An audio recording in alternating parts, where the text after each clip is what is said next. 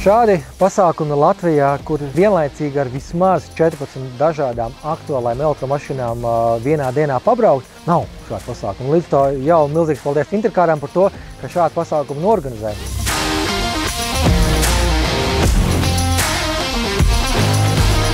Un vispār tā unikālā iespēja būt šeit, Tukumā lidlaukā un pamēģināt šito te sarkano, varbūt, ja var paņemt mašīnu.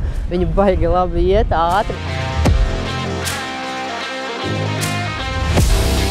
Nevienmēr iespējams pa lidlauku izbraukāties, tā kā arī feini, dažādi uzdevumi, gan atraktīvi, gan veiklība, gan vispārējais. Prieks piedalīties tādā pasākumā.